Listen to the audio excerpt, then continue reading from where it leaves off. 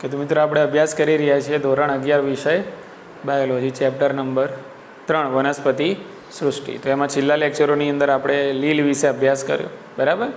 તો લીલની આપણે સામાન્ય લાક્ષણિકતાઓ છે, મહત્વ છે, અને એના 3 અલગ અલગ સમૂહો જેવા કે ક્લોરોફાયસી, ફિયોફાયસી અને રોડોફાયસી આપણે વિસ્તૃતમાં એની લાક્ષણિકતાઓ અને એના ઉદાહરણ સાથે ચર્ચા કરી કે હવે આજે આપણે શરૂ કરીએ છીએ દ્વિઅંગી વનસ્પતિ।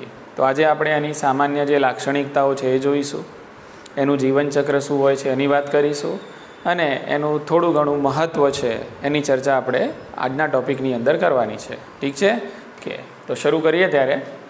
તો આજે દ્વિઅંગી વનસ્પતિઓ છે, દ્વિઅંગી વનસ્પતિઓને તમે અંગ્રેજીમાં કહી શકો છો બ્રાયોફાઇટ્સ। અંગ્રેજીમાં શું કહેવાય છે આને? બ્રાયોફાઇટ્સ તરીકે આને ઓળખવામાં આવે છે, બરાબર કે? જોઈએ હવે આ દ્વિઅંગી વનસ્પતિઓ છે શું કહેવા માંગે છે। તો દ્વિઅંગી વનસ્પતિમાં સામાન્ય રીતે કયા પ્રકારની વનસ્પતિનો સમાવેશ થાય છે, એના સઘળા અને સામાન્ય ઉદાહરણ શું છે, બરાબર કે? તો દ્વિઅંગી વનસ્પતિઓની અંદર મુખ્યત્વે સમાવેશ થાય છે મોસ। આ એક પ્રકારે વનસ્પતિનો સમૂહ છે। શું છે? એક વનસ્પતિનો સમૂહ છે જેને મોસ કહેવામાં આવે છે, અને મોસનો સમાવેશ શામાં થાય? દ્વિઅંગીની અંદર થાય છે। અને એ જ રીતે એક બીજો સમૂહ છે જેને કહેવાય છે લીવરવર્ટ। બીજો સમૂહ છે એને શું કહેવાય? લીવરવર્ટ। એટલે પહેલો મુદ્દો આપણો બની ગયો કે ભાઈ દ્વિઅંગી વનસ્પતિઓમાં સામાન્ય રીતે શાનો સમાવેશ થાય છે? મોસ અને લીવરવર્ટનો સમાવેશ થાય છે। ક્લિયર? ઓકે। તો અહીંયા આપણે આખું વાક્ય લખી દઈશું, નો સમાવેશ થાય છે।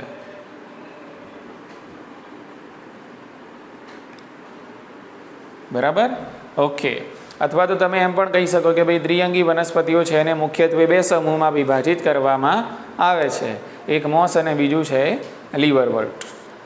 ઉતરી ગઈ મગજમાં વાત? ચલો બીજી વાત કરીએ કે દ્વિઅંગી વનસ્પતિઓ ક્યાં વિકાસ પામે છે, તો મગજમાં ઉતારી લેજો અને છાપી લેજો। તો દ્વિઅંગી વનસ્પતિઓ હોય ત્યાં પાણી જરૂરી છે। શું જરૂરી છે? પાણી। ઓકે। હવે પાણી જ્યાં હોય એટલે એ જે જમીન હોય અથવા તે વિસ્તાર હોય ભીનો હોય, ભેજવાળો હોઈ શકે છે, અને આ જે વનસ્પતિઓ છે એમને છાંયડો જોઈએ। શું જોઈએ? છાંયડો જોઈએ, બરાબર ને? તો આ એમની કન્ડિશન, એક તો શું જોઈએ? ભેજવાળી જગ્યા, ભીની જગ્યા જોઈએ, અને તડકો નહીં પણ છાંયડો જોઈએ, બરાબર? અને સામાન્ય રીતે ટેકરીઓવાળા વિસ્તારોમાં આપણને આ વનસ્પતિ વિકાસ પામતી જોવા મળે છે, બરાબર? એટલે બીજો મુદ્દો શું બનશે કે આ વનસ્પતિ સામાન્ય રીતે ક્યાં વિકાસ પામે છે, બરાબર? તો ટેકરીઓ, ભેજવાળી અને છાયાવાળા વિસ્તારોમાં વિકાસ પામે છે। ઇઝી? ચાલો, તો અહીંયા મુદ્દો આપણે બનાવીએ છીએ વિકાસ। પ્રશ્ન પૂછીએ કે ભાઈ ક્યાં વિકાસ ક્યાં પામે છે, બરાબર? તો આપણને જવાબ મળે છે કે ભાઈ દ્વિઅંગી વનસ્પતિઓ છે એ ટેકરીઓ, એ જ રીતે ભેજવાળી જગ્યાઓ, અને એ જ રીતે છાયાવાળા વિસ્તારમાં, છાંયડાવાળા વિસ્તારમાં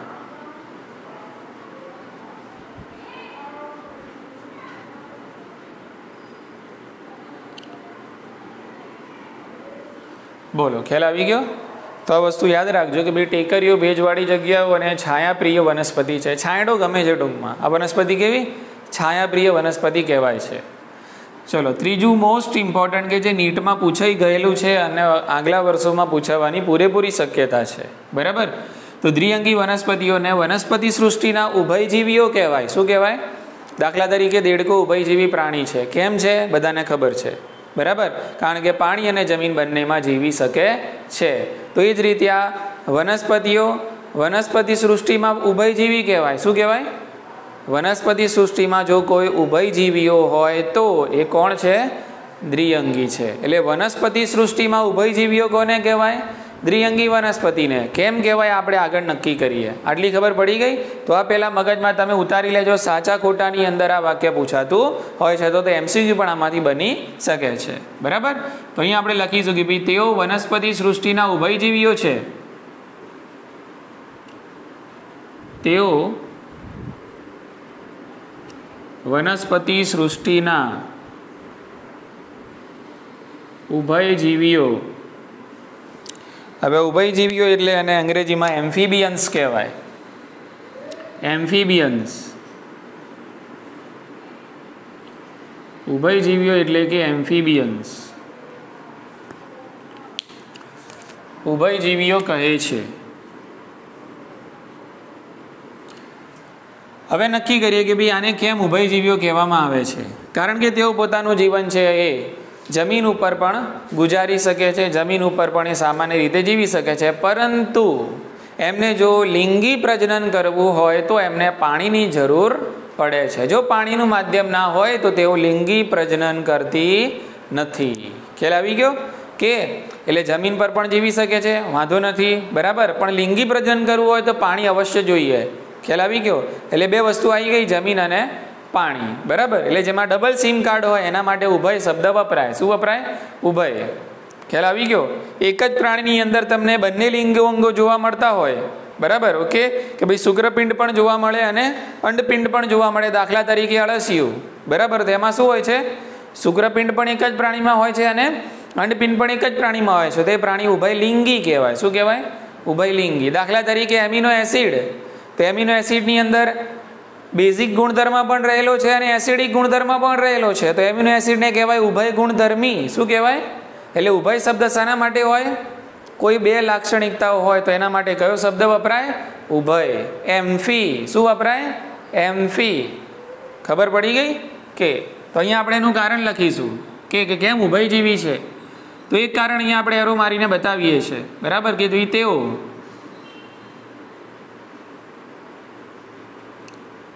જમીન પર વિકાસ પામી શકે છે. વિકાસ પામી શકે છે. અને બીજું શું કારણ છે ઉભયજીવી હોવાનું? તો બીજું કારણ છે તેઓને લિંગી પ્રજનન માટે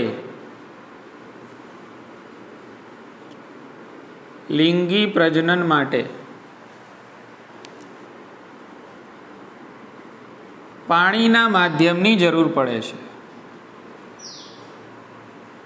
પાણીના માધ્યમની જરૂર પડે છે. બોલો, ખ્યાલ આવી ગયો? ઓકે. એ જ રીતે તમે આગળ વધશો તો ફરીથી તમને એનું નિવાસ સ્થાન બતાવેલું છે કે ભાઈ ક્યાં એ વસે છે, બરાબર. તે વારી ઘડી આપણે લખવાની કોઈ જરૂર છે નહીં. આપણને ખબર પડી ગઈ કે ભાઈ દ્વિઅંગી વનસ્પતિઓ છે ક્યાં? પાણીમાં, ભેજવાળી જગ્યાઓમાં, ભીની જમીનમાં અને છાયાવાળા વિસ્તારોમાં આપણને જોવા મળે છે.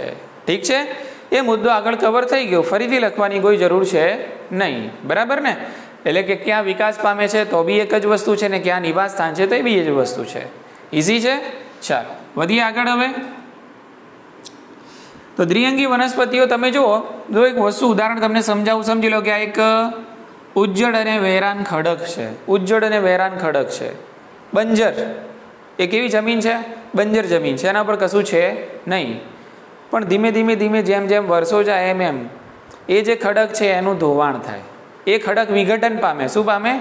વિઘટન પામે. અને ધીમે ધીમે એની ઉપર વનસ્પતિ છે પેદા થતી હોય છે. પહેલાં નીચલી કક્ષાની વનસ્પતિઓ આવે, પછી ઉચ્ચ કક્ષાની વનસ્પતિઓ છે એની અંદર આપણને જોવા મળે. ખ્યાલ આવી ગયો કે નહીં? એટલે કે જે વિસ્તારોમાં પહેલાં કશું જ હતું નહીં, ત્યાં ઉજ્જડ અને વેરાન શું હતા? ખડકો હતા. એ વિસ્તારો પર ધીમે ધીમે શું ઉગવાનું ચાલુ થયું? વનસ્પતિ છે, બરાબર, એ આવવાની શરૂ થઈ. તો શરૂઆતમાં જે વનસ્પતિ આવે છે એ કઈ આવે? દ્વિઅંગી આવે. કઈ આવે?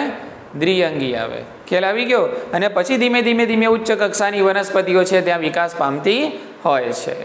બોલો, સમજી ગયા કે નહીં? બરાબર. તો આને શું કહેવાય? આને કહેવાય વનસ્પતિ અનુક્રમણ. શું કહેવાય આને?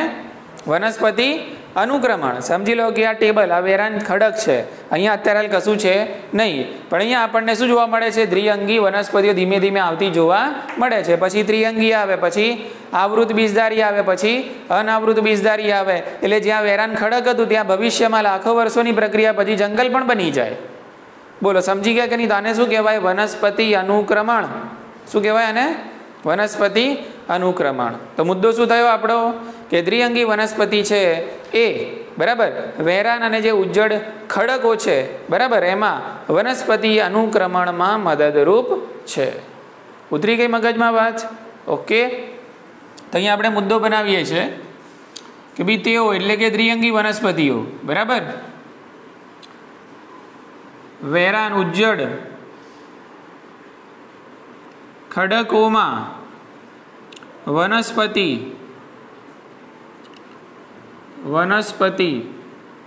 અનુક્રમણ માટે મહત્વની છે.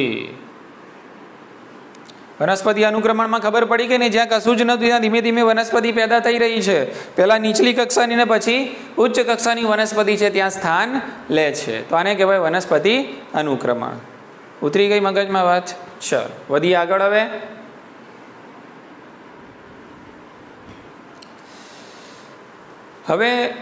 હવેનો જે મુદ્દો છે એની અંદર આપણે દ્વિઅંગી વનસ્પતિઓ છે એના જીવનચક્રની આપણે ચર્ચા કરીશું. ઠીક છે, ઓકે. તો જોઈએ હવે. તો આ દ્વિઅંગી વનસ્પતિઓ છે એમનો જે દેહ છે, એમનો દેહ કેવો હોય છે? બીજા જે દ્વિઅંગી વનસ્પતિઓ છે એમનો દેહ કેવો છે? તો સુકાય દ્વિઅંગી વનસ્પતિઓ કેવો દેહ ધરાવે છે? સુકાય દેહ ધરાવે છે. હાલી ખબર પડી ગઈ? સુકાય દેહ એટલે શું? મેં તમને સમજાવેલું છે કે જેની અંદર મૂળ પ્રકાંડ પર્ણ જેવા ભાગો જોવા મળતા નથી, એને કહેવાય સુકાય દેહ. તો અહીંયા લખી દઈશું. એ ખ્યાલ આવી ગયો? સુકાય કેમ છે? તો સુકાય એટલા માટે છે કારણ કે એની અંદર તમને મૂળ, પર્ણ અને પ્રકાંડ જેવા ભાગો જોવા મળતા નથી, એટલા માટે એ સુકાય છે, બરાબર. પરંતુ મૂળ, પર્ણ અને પ્રકાંડ જેવી રચનાઓ, એને મળતી આવતી રચનાઓ આપણને એમાં જોવા મળે છે. સાચા મૂળ, પ્રકાંડ, પર્ણ જોવા નહીં મળે તમને, બરાબર, પણ મૂળ, પ્રકાંડ અને પર્ણને મળતી આવતી રચનાઓ તમને જોવા મળે છે. ઉતરી ગઈ મગજમાં વાત? બરાબર, ઓકે. તો અહીંયા આપણે ઉપર લખીએ છીએ કે ભાઈ સાચા મૂળ, પ્રકાંડ, પર્ણ જોવા મળતા નથી, પરંતુ મૂળ, પર્ણ અને પ્રકાંડ જેવી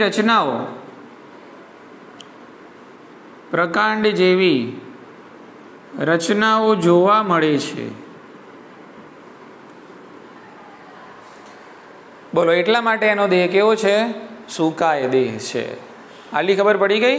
ઓકે. હવે તમે લીલ છે જે એને દ્વિઅંગી સાથે સરખાવશો તો જુઓ, લીલ જે છે એને એકાંગી વનસ્પતિ કહેવાય. શું કહેવાય? એકાંગી. અને આ કેવી છે? દ્વિઅંગી. એટલે એવું આપણને કેવું લાગે? એકાંગી, પછી થોડા એક સ્ટેપ આગળ જઈએ એટલે દ્વિઅંગી, પછી એક સ્ટેપ થોડું આગળ જઈએ એટલે ત્રિઅંગી, પછી આવે અનાવૃત અને પછી આવૃત, બરાબર. એટલે જેમ જેમ આપણે આગળ જઈએ વનસ્પતિ સમૂહમાં એમ આપણને વિભેદન વધારે જોવા મળે. શું જોવા મળે? વિભેદન. એટલે લીલ કરતા દ્વિઅંગી વનસ્પતિઓ છે એ વધુ પડતી વિભેદિત થયેલી હોય છે. ખ્યાલ આવી ગયો ને? ઓકે. સમજ્યા કે ના સમજ્યા? બરાબર, ઓકે. તો અહીંયા આપણે લખીશું લીલ કરતા. આ વાક્ય સાચા ખોટામાં પૂછાય છે નીટની અંદર. ઓકે. લીલ કરતા દ્વિઅંગીઓનો દેહ વધુ પ્રમાણમાં વિભેદિત થયેલો છે.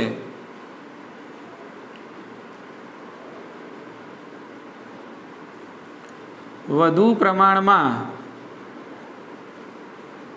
વિભેદિત છે. બોલો, આટલી ખબર પડી ગઈ? ઓકે. વધુ પ્રમાણમાં વિભેદિત એટલે સમજી ગયા ને તમે? થોડુંક વધારે એમ લીલ કરતાં આનો દેહ થોડોક વધારે વિભેદિત હોય, થોડોક વધારે વિકસિત હોય. લીલમાં તો એવું બધું કશું દેખાય નહીં ને ભાઈ આપણને. મૂળ, પ્રકાંડ અને પર્ણ જેવી રચનાઓ પણ એમાં આપણને જોવા મળે નહીં. ખ્યાલ આવી ગયો કે નહીં? પણ આની અંદર આવી રચનાઓ થોડી ઘણી સુવિકસિત થયેલી આપણને જોવા મળે છે. લીલ કરતાં થોડું એક સ્ટેપ આગળ એનું વિભેદન વધારે થયેલું હોય. ચલો વધીએ આગળ. દ્વિઅંગી વનસ્પતિઓનો દેહ સુકાય છે, બરાબર, ઓકે. એના પછી આપણે વાત કરીએ કે ભાઈ એનો દેહ છે એની પ્રકૃતિ શું છે? તો આનો જે દેહ છે એ એકકીય છે.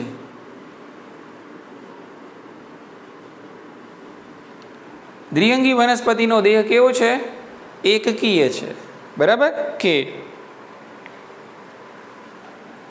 એનો દેહ એકકીય છે, પરંતુ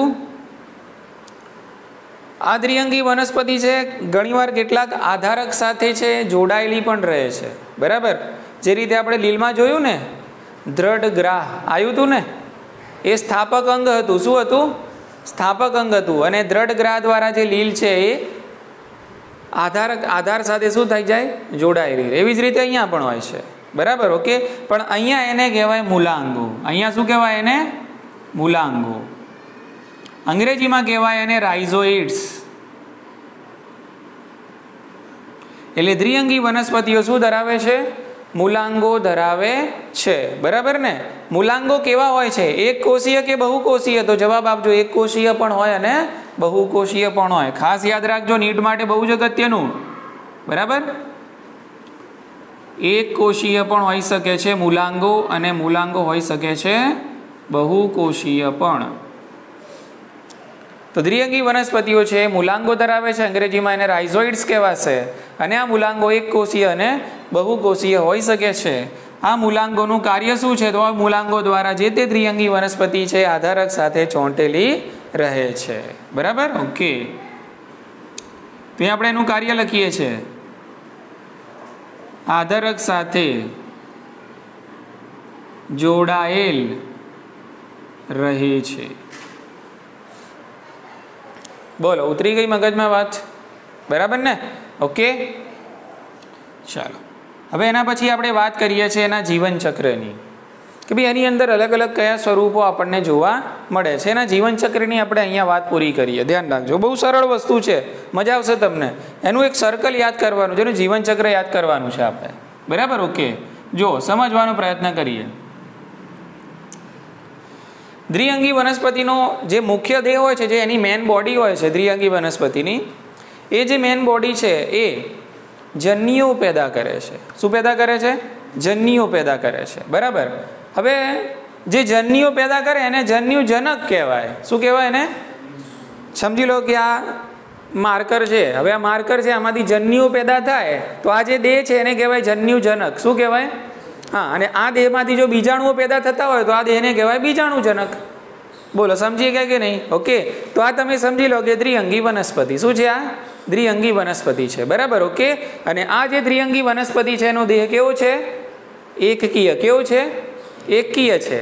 એટલે આ જે એકકીય દેહ છે એની અંદરથી જન્યુઓ પેદા થાય છે. એટલે આ જે દેહ થયો એ કહેવાય જન્યુજનક. કેવો કહેવાશે? જન્યુજનક, બરાબર ને? કે તો અહીંયા આપણે લખી લઈએ, બરાબર?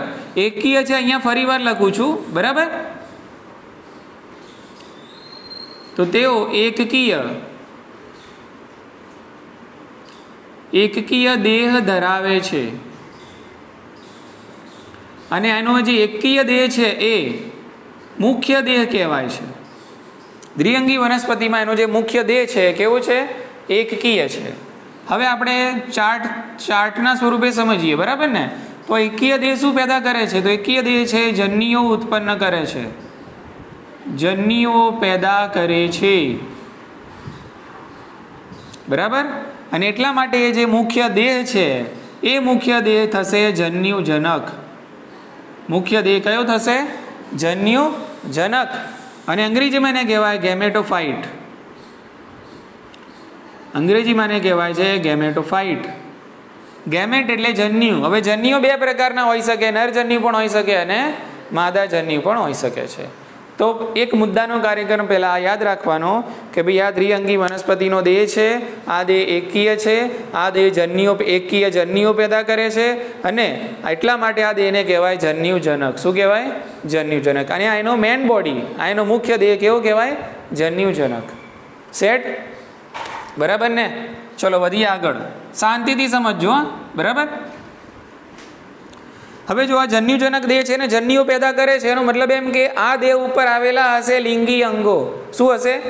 લિંગી અંગો. કારણ કે લિંગી અંગો હોય તો જ જન્યુઓ પેદા થાય, તો જ નરજન્યુ પેદા થાય ને તો જ માદા જન્યુ પેદા થાય, બાકી થાય નહીં, બરાબર? તો અહીંયા આપણે સમજવાનો પ્રયત્ન કરીએ તો બીજો મુદ્દો અહીંયા લખીશું, બરાબર?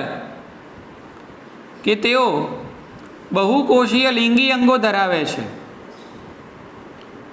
બહુકોષીય લિંગી અંગો ધરાવે છે. આ ધ્યાન રાખજો, મેં લખ્યું છે બહુકોષીય. શું લખ્યું છે? બહુકોષીય. ખબર પડી? કે હવે લિંગી અંગો બે પ્રકારના હોય. કેટલા પ્રકારના? લિંગી અંગો બે પ્રકારના હોય, બરાબર. ઓકે, તો એકને આપણે કહીએ છીએ પુજન્યુધાની,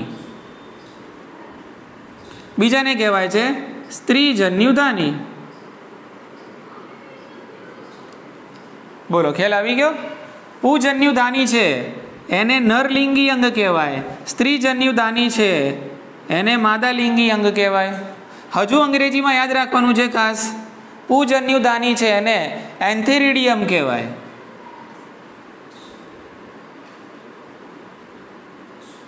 અને સ્ત્રીજન્યુધાની છે એને અર્કિગોનિયમ કહેવાય.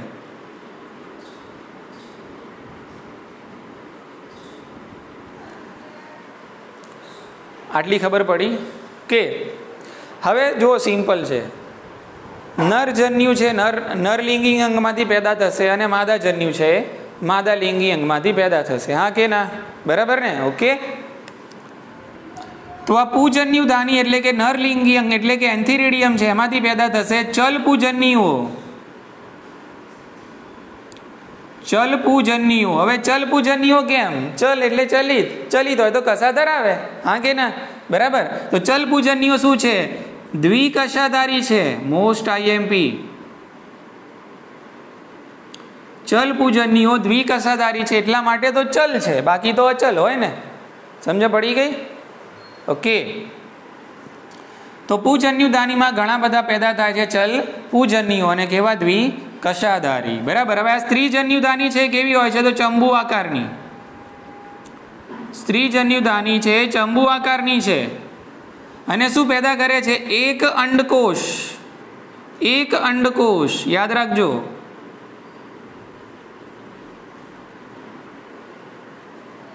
એક અંડકોષ, આ ખાસ યાદ રાખવાનું છે, આ પૂછાય છે.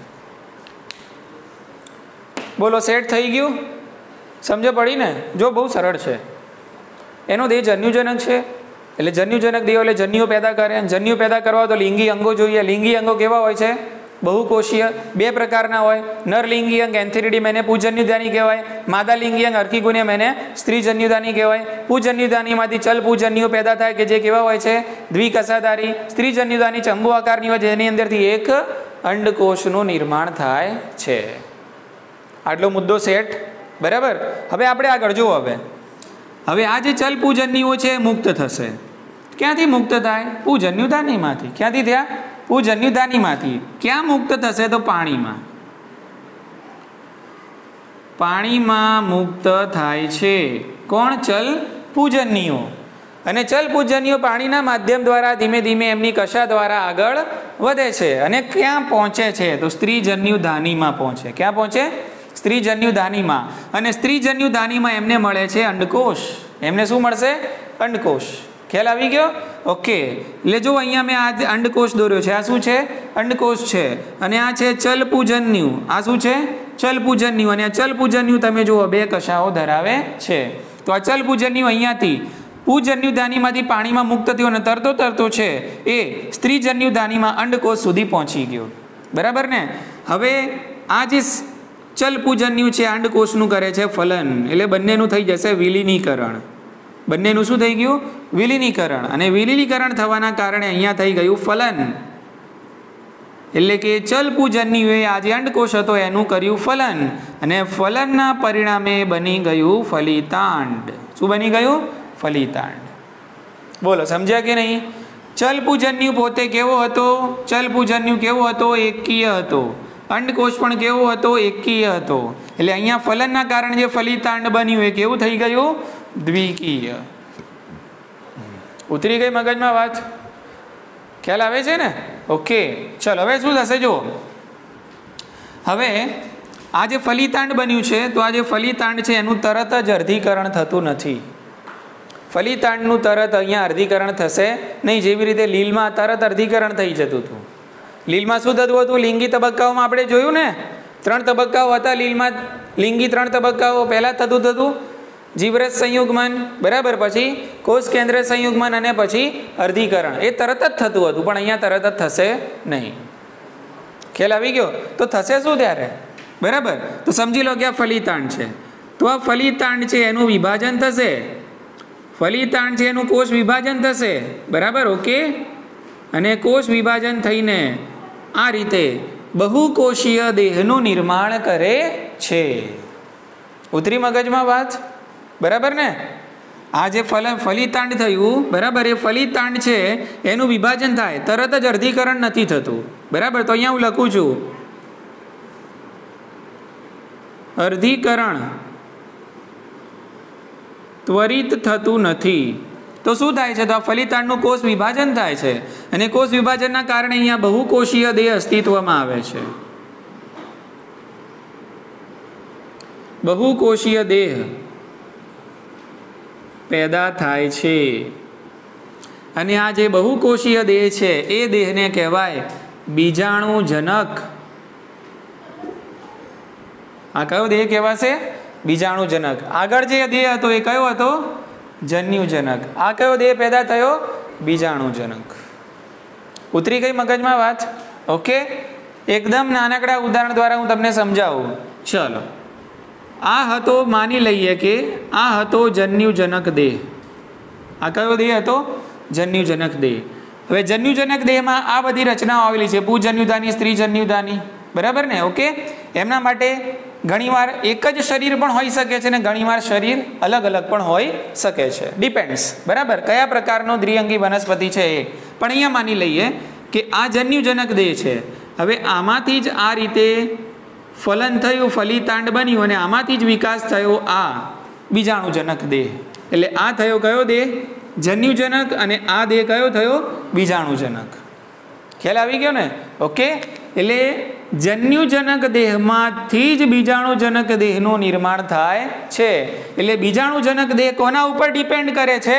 જન્યુજનક દેહ ઉપર ડિપેન્ડ કરે છે. બરાબર, એટલે જન્યુજનક દેહ કેવો હોય છે? પ્રકાશ સંશ્લેષી.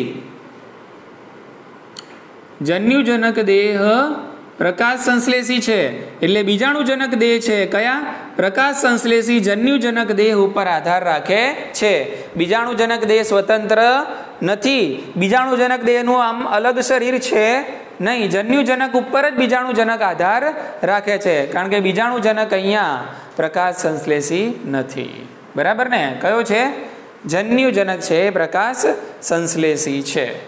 એટલે બીજાણુજનકનો આધાર કોના ઉપર છે? જન્યુજનક ઉપર આપણને જોવા મળે છે. આટલી ખબર પડી? ખ્યાલ આવી ગયો ને? કે અહીંયા આખું નામ લખી દઉં છું, બીજાણુજનક, અને આ છે જન્યુજનક.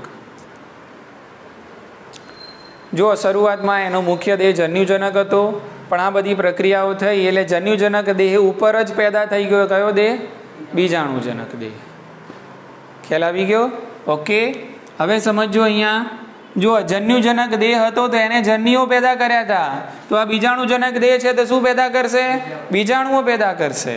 બોલો, ખ્યાલ આવી ગયો? ઓકે, એટલે હવે આ જે બીજાણુજનક દેહ છે એના કેટલાક કોષો અર્ધીકરણ પામે છે. બીજાણુજનક દેહના કેટલાક કોષો અર્ધીકરણ પામે છે. બરાબર? ઓકે, અને અર્ધીકરણનું કોઈ પણ વસ્તુનું જો મિત્રો અર્ધીકરણ થાય ને એટલે એના 4 ટુકડા થાય અને 4 ટુકડા એકકીય હોય. કેવા હોય? અને અર્ધીકરણ કોનું થાય? દ્વિકીય કોષનું જ અર્ધીકરણ થાય. એકકીય કોષનું ક્યારે અર્ધીકરણ થાય નહીં. એટલે બીજાણુજનક દેહ કેવો હોય? દ્વિકીય. યાદ રાખજો, જન્યુજનક દેહ ઓલવેજ એકકીય હોય અને બીજાણુજનક દેહ ઓલવેજ દ્વિકીય હોય. ઉતરી ગઈ મગજમાં વાત? એટલે આ જે બીજાણુજનક દેહ છે, બીજાણુજનક દેહના કેટલાક કોષોનું અહીંયા અર્ધીકરણ થશે અને અર્ધીકરણના અંતે અહીંયા તમને ઘણા બધા એકકીય બીજાણુઓ મળે છે. અર્ધીકરણ થાય એટલે મળશે તમને એકકીય બીજાણુઓ. બોલો, ખબર પડી ગઈ? કે હવે આ એકકીય બીજાણુઓ જે છે, આ જે એકકીય બીજાણુ છે એ એકકીય બીજાણુઓનું અંકુરણ થશે. એકકીય બીજાણુઓનું અંકુરણ થાય છે અને અંકુરણ થઈને ફરી પાછા બીજાણુઓમાંથી જે દેહ પેદા થાય છે કયો છે? જન્યુજનક.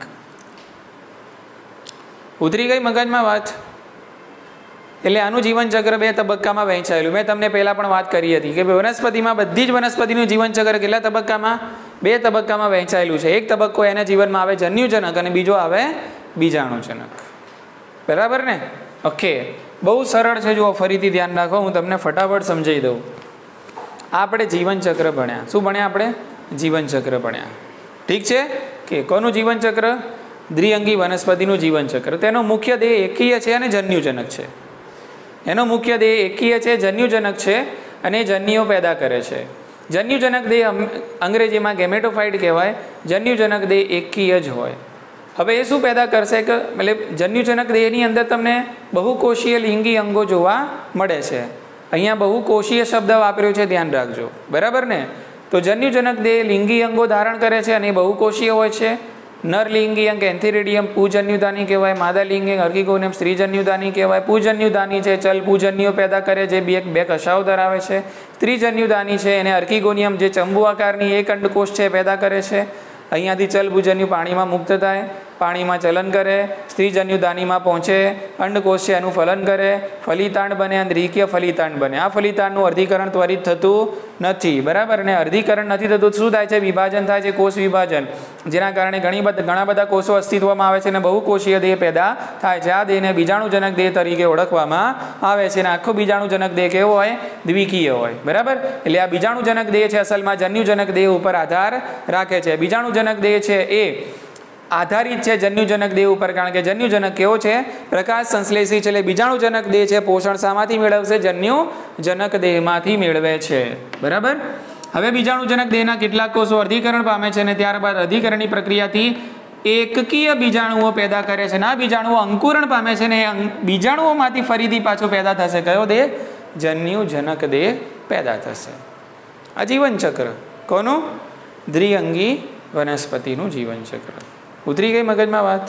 ચાલ, હવે આપણે એના મહત્વની વાત કરી લઈએ. બરાબર? કે ભાઈ એનું મહત્વ શું છે? બહુ સરળ વસ્તુ છે અને ફટાફટ પૂરું કરી દઈએ. એનું સિગ્નિફિકન્સ, એનું મહત્વ શું કહેવા માંગે છે ધ્યાન રાખો. તો દ્વિઅંગી વનસ્પતિઓનું બિઝનેસ પર્પઝ નથી, એટલે વ્યવસાયિક એનું મહત્વ છે નહીં. ખાસ યાદ રાખો. બરાબર? ઓકે, તો આ સાચા કોટાની અંદર પૂછાઈ જાય ભાઈ આટલું. બરાબર? કે ભાઈ દ્વિઅંગી વનસ્પતિઓ ખૂબ જ ઊંચું વ્યવસાયિક મહત્વ ધરાવે છે. ખોટું ના, વ્યવસાયિક મહત્વ આનું હોતું નથી. બરાબર? ઓકે, તો અહીંયા લખીશું આપણે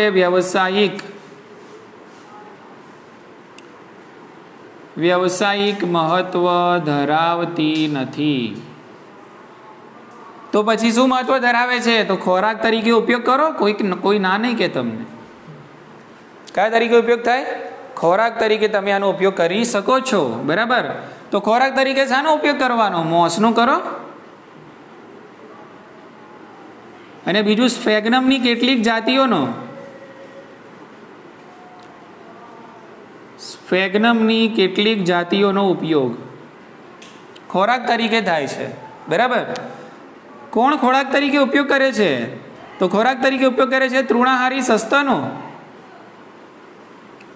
ખોરાક તરીકે ઉપયોગ કરે છે તૃણાહારી સસ્તનો. બીજું કોણ કરે છે? તો એ પ્રાણીઓ કરે છે. કરવા દો. પક્ષીઓ કેમ બાકાત રહી જાય? તો પક્ષીઓને પણ આપો ખોરાક, વાંધો નહીં. ઉતરી ગઈ મગજમાં વાત? તો એક મુદ્દો બન્યો ખોરાકનો. કયો મુદ્દો બન્યો? ખોરાકનો. કે ભાઈ દ્વિઅંગી વનસ્પતિઓ છે એનો ખોરાક તરીકે ઉપયોગ કોણ કરે છે? તૃણાહારી સસ્તનો, પ્રાણીઓ અને પક્ષીઓ કરે છે. મોસ અને સ્ફેગ્નમની કેટલીક જાતિઓનો આ રીતે ઉપયોગ કરવામાં આવતો હોય છે. ઉતરી ગઈ મગજમાં વાત? બરાબર છે? ચલો, એ જ રીતે આ જે દ્વિઅંગી વનસ્પતિ છે એટલે કે ભાઈ મોસ છે, સ્ફેગ્નમ છે, બરાબર, આની કેટલીક જાતિઓ શું હોય? પીટ બનાવે. પીટ શું બનાવશે? પીટ. પીટ શું છે? તો પાણીની અસરથી, બરાબર, સડી ગયેલો વનસ્પતિજન્ય પદાર્થનો એક લોચો, એને કહેવાય પીટ, જે તમારી એકમ કસોટીમાં પૂછાઈ ગયેલો. બરાબર? ઓકે, એટલે આ દ્વિઅંગી જે વનસ્પતિ સમજી લો કે મોસ છે, સ્ફેગ્નમ છે, એની કેટલીક જાતિઓ છે એ પીટ બનાવે છે. બરાબર? પીટ એટલે શું? તો પીટ એટલે પાણીની અસરથી સડી ગયેલ. એની વ્યાખ્યા ખાસ યાદ રાખજો. પાણીની અસરથી સડી ગયેલો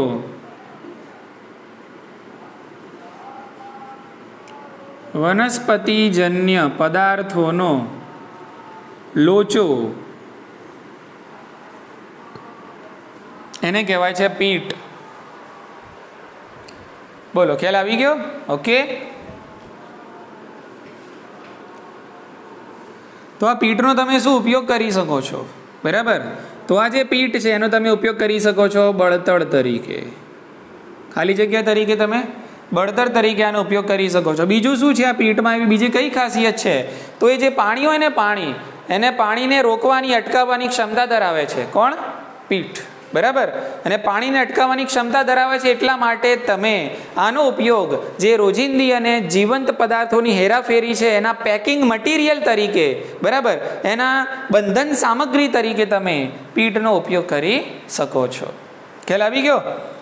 કોઈ વસ્તુ સમજી લો કે આપણે રોજિંદી આ વસ્તુને ટ્રાન્સફર કરવી છે, બરાબર, આપણી રોજિંદા વ્યવહારમાં ઉપયોગ થાય છે એવો પદાર્થ છે, તો આની ઉપર આ પ્રકારનું જે પીઠ છે, બરાબર, એ તમે વીંટાળી દો ને તો આની અંદર પાણી જાય નહીં. એટલે પીઠ પાણીને રોકવાની શું ધરાવે છે?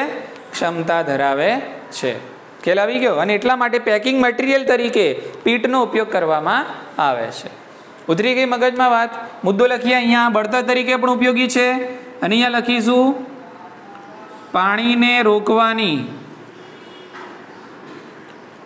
રોકવાની ક્ષમતા ધરાવે છે. તેથી રોજિંદા જીવંત પદાર્થોની હેરાફેરીમાં બંધન સામગ્રી તરીકે, પેકિંગ મટીરિયલ એટલે બંધન સામગ્રી તરીકે વપરાય છે.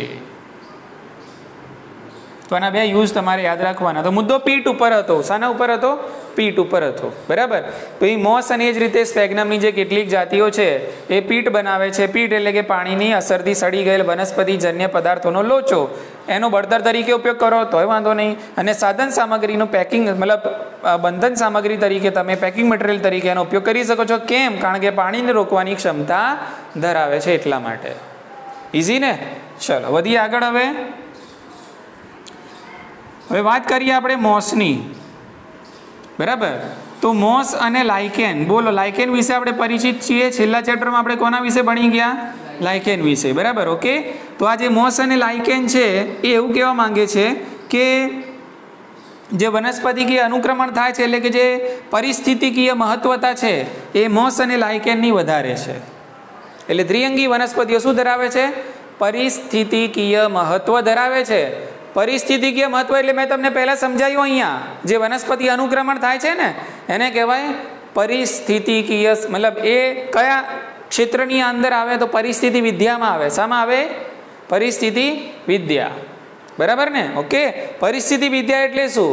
તો પરિસ્થિતિ વિદ્યા એટલે કે જે તે સજીવ છે એ સજીવની આસપાસ છે, બરાબર, આસપાસનું જે પર્યાવરણ છે એ એના ઉપર કયા પ્રકારની અસર કરે છે, એ સજીવનો જે વસવાટ છે શું છે, આ બધાનો સઘળો અભ્યાસ એટલે કે પરિસ્થિતિ વિદ્યા.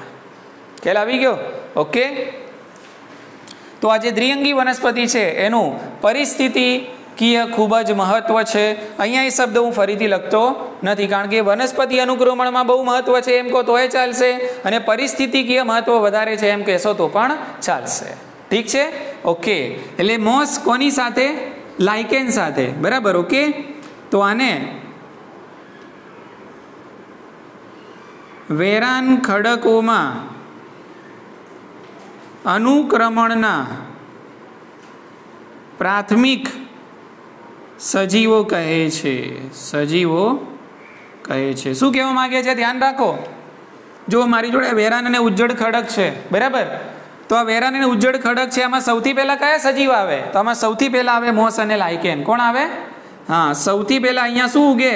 તો સૌથી પહેલા અહીંયા ઉગે મોસ અને લાઇકેન. એટલે મોસ અને લાઇકેનને આ ઉજ્જડ અને વેરાન ખડકની અંદર તમારે જો વનસ્પતિ અનુક્રમણ કરવું હોય, તમારે જો પરિસ્થિતિકીય મહત્વ લાવવું હોય, અહીંયા જો વનસ્પતિ છે એને ઉગાડવી હોય, તેમાં સૌથી પહેલા કુદરતી રીતે શું આવે? મોસ અને લાઇકેન આવે. પછી ત્રિઅંગી આવે, પછી આવૃત બીજધારી ને પછી અનાવૃત બીજધારી આવે. બોલો, આટલી ખબર પડી ગઈ? સમજ્યા કે નહીં? આને પરિસ્થિતિકીય મહત્વ કહેવાય. શું કહેવાય આને? પરિસ્થિતિકીય મહત્વ. આને કહેવાય વનસ્પતિકીય અનુક્રમણ. મુદ્દો ફિટ મગજમાં? ઓકે. મોસ્ટ આઈએમપી યાદ રાખજો. મોસ અને લાઇકેનને પરિસ્થિતિકીય અનુક્રમણના વનસ્પતિકીય અનુક્રમણના પ્રાથમિક સજીવો કહેવામાં આવે છે. ઉજ્જડ વેરાન ખડક પર સૌથી પહેલા આ બે આવીને તમને સલામ કરે. કોણ? મોસ અને લાઇકેન. પછી બીજા બધા આવે. આલી ખબર પડી કે હવે જુઓ, મોસ અને લાઇકેન ખડકો ઉપર આવશે એટલે ખડકોનું થવાનું વિઘટન. ખડકોનું શું થશે? વિઘટન થાય છે. એટલે આ લોકો શું પ્રેરે છે? મોસ શું પ્રેરે? ખડકોનું વિઘટન. ચલો, ખડકોનું વિઘટન થાય એટલે શું? હવે ધીમે ધીમે બીજી બધી વનસ્પતિ આવવાનું શરૂ થાય. ખ્યાલ આવી ગયો?